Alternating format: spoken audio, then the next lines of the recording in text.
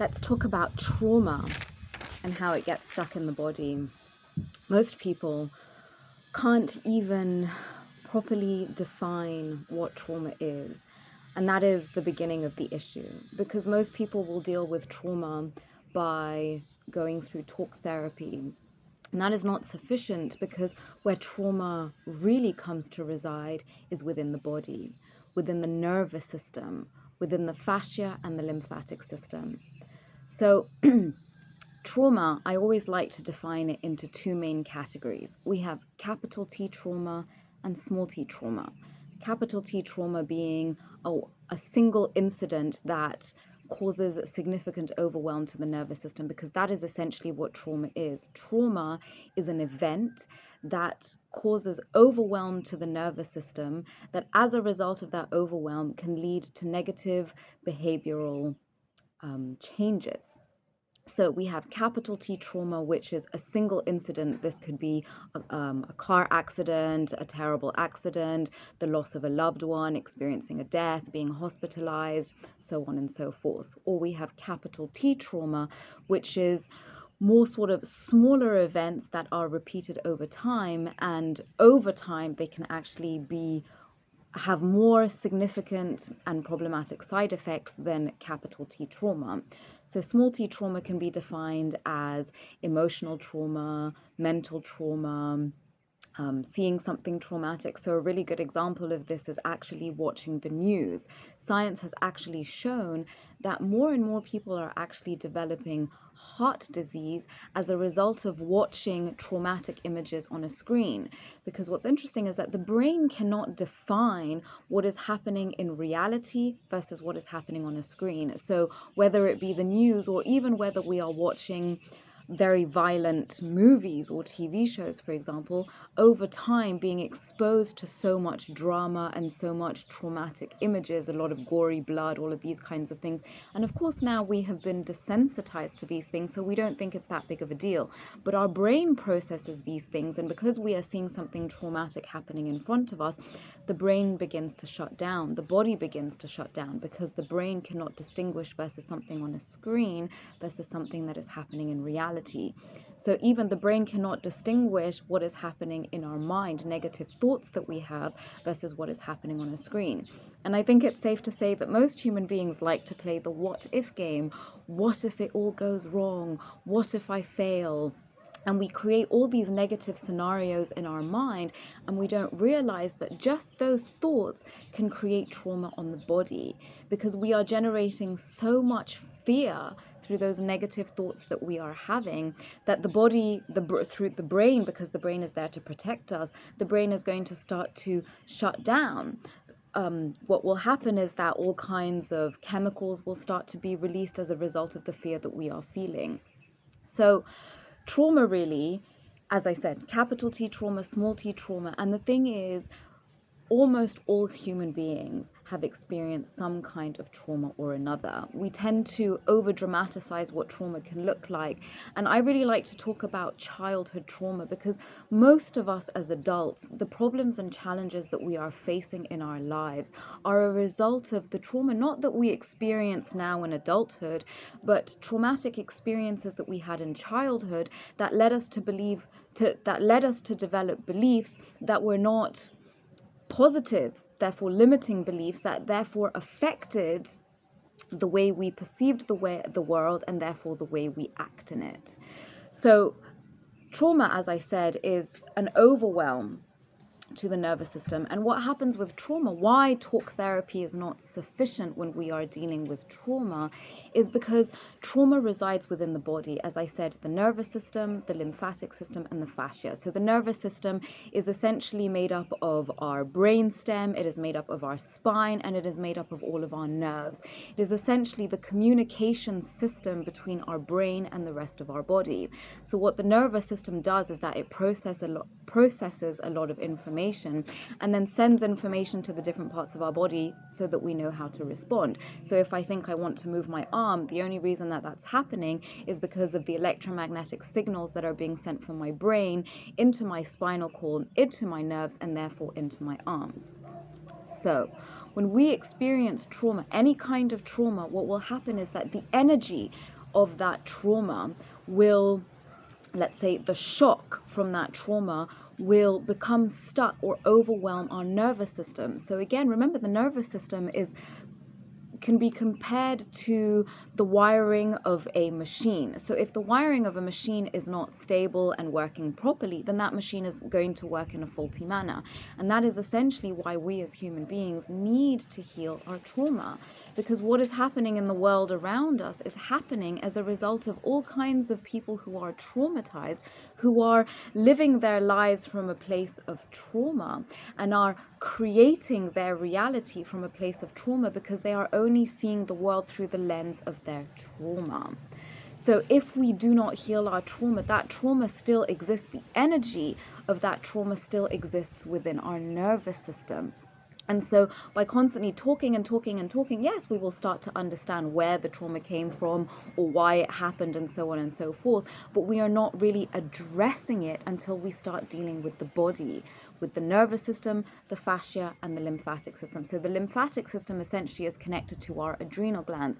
How many people are in the world are struggling with burnout? And burnout essentially is an overwhelm to the nervous system. And what happens is when the nervous system is constantly active, the results of an overly active nervous system is either fight, flight, freeze, or fawn. And I think many of us out there have probably heard of these states. So fight is when obviously you're wanting to fight every time you are exposed to a situation. Freeze is when something negative is happening in front of you. Let's say even you're having a conversation and you can't seem to find the words because you freeze. That is your nervous system response to trauma that you experienced at some other point in your life, but is still residing within the nervous system.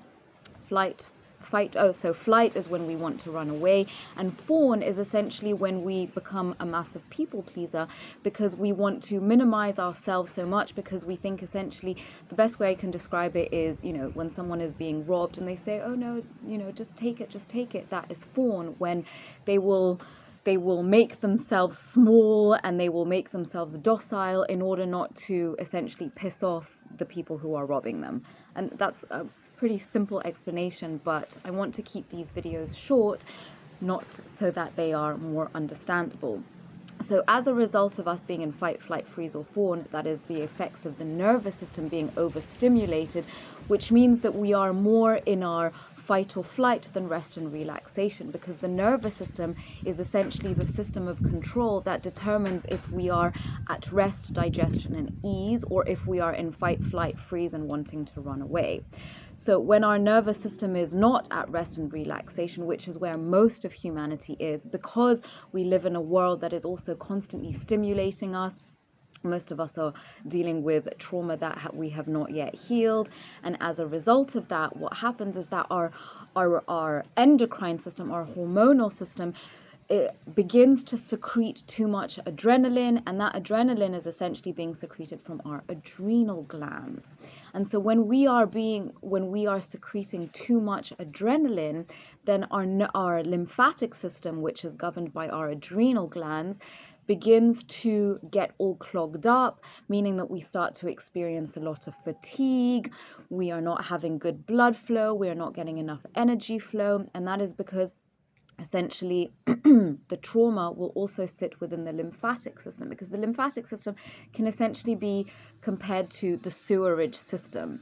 And so our cells are constantly regenerating, and the waste of our cells as they regenerate gets filtered through the lymphatic system and the adrenal glands. So if they're constantly clogged up and they're not being cleaned, then you can imagine what happens when our sewage system is completely backed up. Well, eventually our plumbing system is not going to work well, and we're not really able to release all the waste of our cells that are regenerating, and therefore that leads to health issues because our immune system is no longer strong, and so on and so forth. Now, the fascia is essentially the connective tissue within our body. It is what connects our muscles to our bones. It is what connects all of our muscles together. It is essentially the layer of skin beneath the skin that kind of ties everything together. And so this is why we see people who become hunched over, or people who are dealing with chronic pain, chronic tension. These are all effects of the fascia becoming tight as a result of trauma, which is overstimulating the nervous system. And so what happens is that trauma remains as a memory within our body. So when you see people who are really hunched over, people who have a lot of tension in the jaw, people who have tension in all of their joints, we think that it's because we're not exercising enough. We think that it's because we're not moving enough. And yes, that is one part of it. But another part that most people won't tell you about is the fact that that is a direct result of trauma that has remained unhealed. So for example, if you are someone who has a tight jaw, that is actually a result of a lot of suppressed anger. People who tend to be hunched over, most of us are, they'll tell us that it's because of constantly be scrolling on our phone, constantly being on our computers, which is true, but that we also have to add to the fact that that is a protective position that we take. Think about it, especially if we have experienced trauma in childhood. And again, I'll highlight that trauma that we experienced in childhood is very different to trauma that we experience in adulthood, because our brains are not yet fully developed, our nervous system is not yet fully developed, and we are more fragile as children. So actually, somebody who lived in a home where their parents were always fighting, that can have a serious impact on the nervous system, because all of the noise, let's say you had banging doors, there was a lot of shouting, there was a lot of anger, you as a child were scared about that, you would hide a lot, and that would trigger your nervous system. You would want to take a sort of protective position, that position when we hug our knees and we close up, we're protecting our hearts. And as a result of not dealing with that trauma, and not dealing with the memory patterns that become etched within our nervous system, our fascia, and our lymphatic system, we start to take on certain postural positions, which we're told, oh no, it's because we're aging, and that's just the result of aging. But that simply isn't true. It is because the energy of the trauma is still residing within the body. And until we start to release the energy of that trauma, it will stay within the body, causing all kinds of postural issues even. So, and let me just explain it in a simple way as to how this works in the body.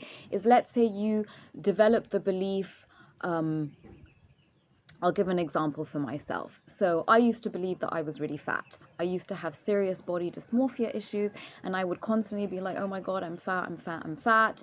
And so as a result of that, we create our reality with our thoughts. And so that is all that I would be able to see, because my brain was constantly telling my eyes, I'm fat, therefore every time I would look at myself in the mirror, I would see somebody who was fat. But then people would be like, no, you're not fat. And I would just be like, I don't know what you're talking about. And that was all actually a result of trauma that I experienced in my childhood. And I put on a protective layer of, let's call it puppy fat, to protect myself. And this was actually a result of sexual trauma that I experienced as a child. And that's why a lot of people who go through sexual trauma can put on a lot of weight, because it is a protective mechanism. And so what happens is, when we experience trauma, we can easily dissociate in our minds and say, oh, I don't want to remember that thing, I'm just going to pretend it's not happening, sweep the proverbial shit under the rug. And so, but what we cannot do is we cannot dissociate from our body. We can't, because our body holds all the trauma, holds all the memory of the trauma. What happens is, because the nervous system will become overwhelmed. So let's say I get overwhelmed in the nervous system somewhere, and that part of my nervous system is connected to, let's say, my shoulder. And that's why those of us who have held a lot of responsibility in our lives, we feel like we are carrying the weight of the world on our shoulders, and we'll often have issues with our shoulders, because the mind and body are very much connected. And so when we are dealing with trauma, we cannot ignore the body, we cannot ignore the nervous system, we cannot ignore the fascia, we cannot ignore the lymphatic system, because this is where a lot of the energy of our trauma is being held. So yes, another indication for how we can store trauma in the body is people who breathe very shallowly. And if you actually pay attention to most human beings, beings breathe like this, taking very small, shallow breaths into the body. And so what that does is that, first of all, we're not getting enough oxygen into the body. We're not getting enough oxygen into the brain. As a result, we're not getting enough flow of oxygen through the body, therefore not enough flow of blood. And this is how we start getting aches and pains in the body, because we're not, the flow of oxygenated blood is not moving freely. And as a result of that, what happens is, well, what happens when blood is not flowing somewhere? We begin to develop aches and pains, and that is all the result of trauma. And so let's just do an exercise right here, because the number one thing that you can do for your nervous system is actually to breathe more deeply. Because when we are breathing slow, shallow breaths, the information that that is sending into our brain is, it is not safe. Let me get ready to run away. Again, fight, flight, freeze, survival. We are not wanting to be in our body, and therefore we are wanting to be somewhere else. We cannot breathe deeply because we do not feel at ease within our body. Essentially, we're scared that the oxygen of our deep breaths are going to come and hit somewhere within the body where the energy of trauma is residing. And once the energy of that breath hits that location in the body, it is going to trigger something. So for example, how many times have you just been sitting somewhere and suddenly you start feeling really angry and you're not sure why? It's because your breath might be activating somewhere in the body where frustration that you have not processed is still sitting in your body. I hope that's making sense. So number one thing that you can do to start releasing your nervous system, because really the only way that one can start to release trauma from the body is by starting to regulate the nervous system and trying to push it out of fight, flight, freeze more into rest and relaxation. Because when we are at rest, we are at relaxation, we can experience and engage with the world from a very different place that when we are doing it when we are in a place of fear and wanting to run away and survival. So think about it this way: when you are rested and relaxed and someone comes and gives you a bout of bad news, it's not going to be as bad as when you're exhausted and overwhelmed, because your nervous system has the ability to process that information. So what do somatic practices look like? And this is essentially what somatic therapy is, essentially working to release trauma, working to heal trauma, but through the body rather than focusing on the mind. Because you see, trauma resides within the subconscious and within the body. And the subconscious and the body, they don't communicate through language and words. They communicate through senses and movement.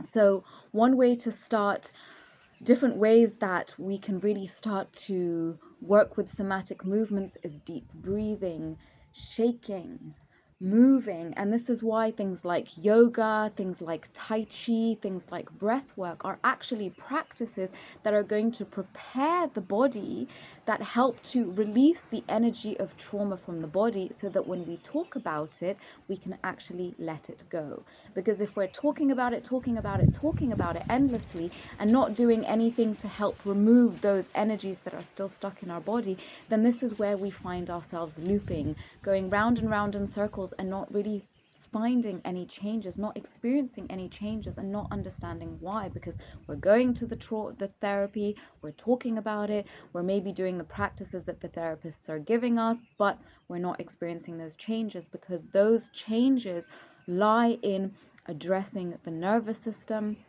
fascia, and lymphatic system. So signs of trauma. Here is how you can know that you are holding on to trauma that you have not resolved. I wrote down chronic pain or tension. Yes, a result of the nervous system and the fascia holding on to patterns of trauma as a result of the energy of trauma still residing within the body, feeling numb or disconnected. I think it's safe to say that in today's world, most people are feeling depressed, most people are feeling numb, people are feeling disconnected, because the world is essentially traumatizing us all the time. Look at the fact, all the negative stuff that is going on, the fact that we are being overworked, the fact that we are being overstimulated by the constant flow of negative information, that is traumatic. And just because we haven't been told that it is, doesn't make it so.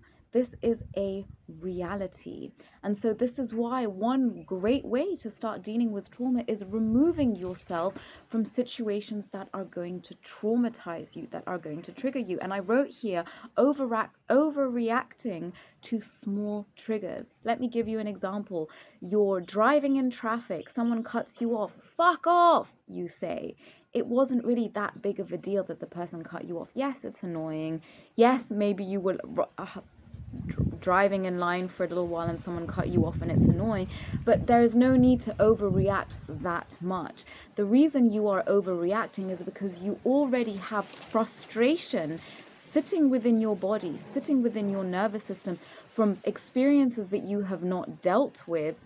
And as a result of that, the first thing that is going to trigger irritation or frustration is not just triggering a little bit of frustration or irritation, but it is triggering all of the frustration and irritation that is still sitting within you.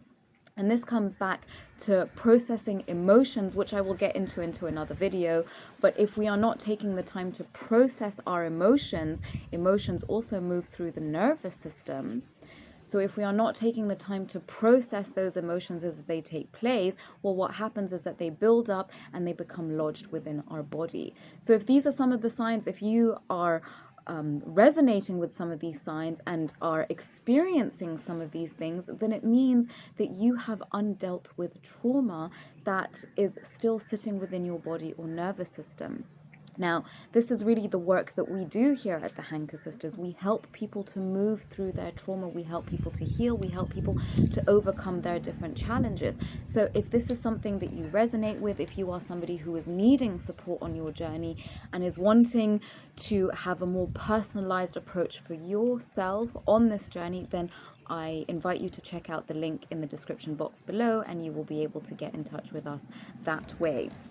So, as I've said, yes, talking isn't enough because trauma really resides within the body. And I guess that's really what I want to highlight within this video, is for people to understand that this is why talk therapy is not enough. This is why we absolutely must incorporate physical practices into our healing journeys. Because if we completely bypass the body, because remember, the human being is made up of a physical self, a mental self, an emotional self, and even our spiritual self. Because remember, we are soul beings having a physical human experience.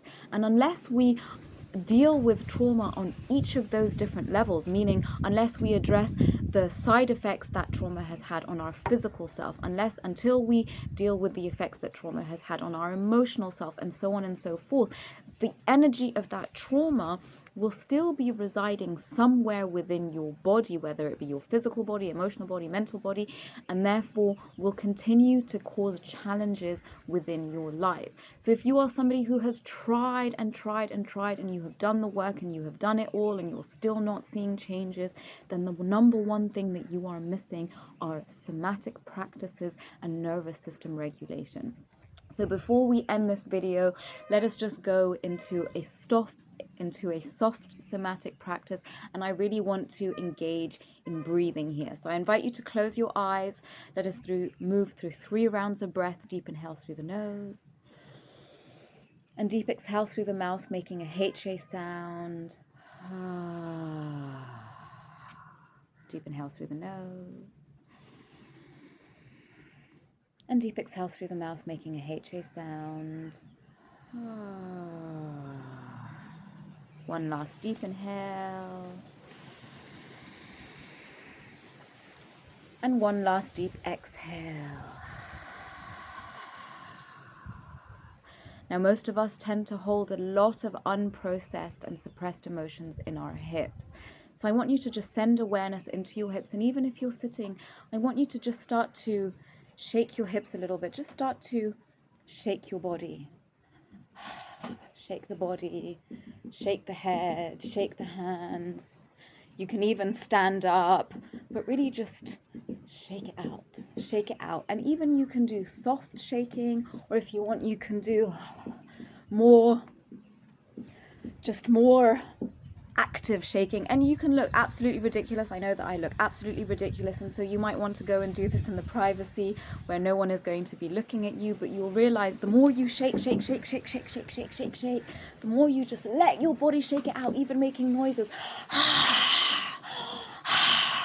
What's happening is we are suppressing so much of what we are really feeling in our bodies.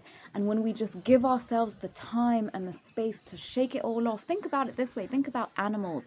When you see, for example, a lion chasing an impala in the savannas, what happens if that animal doesn't get caught? You'll notice the animal just shakes it off because it's had an overwhelm. It's had a lot of fear as it was being chased by that lion. And so by shaking it all off, what it's doing is that it is shaking off that energy of fear and anxiety and survival that it experienced as it was being chased. And so as it shakes it all off, it is releasing it from its nervous system. You'll notice that dogs do this too. So we too, as human beings, should be shaking, but we are taught that this is only for animals. Yet it is something that is extremely powerful for you. So whether it's shaking, jumping up and down, moving around, this is why dancing exercises are very, very helpful to actually release trauma from the body and make us feel more at ease. And what's also very interesting is that movement actually creates endorphins, and endorphins make us happy. So the more that we move, the more we are creating endorphins, the more we are releasing trapped, unprocessed emotional and trauma energy from our body, and therefore can start to feel more at peace, more at ease, because we are moving out of our sympathetic nervous from our parasympathetic nervous system into our sympathetic nervous system. Or maybe that's the other way around. I sometimes get them confused. But moving out of fight or flight into rest and relaxation. So I hope this video has been helpful. And if you are needing support, then please don't hesitate to get in touch.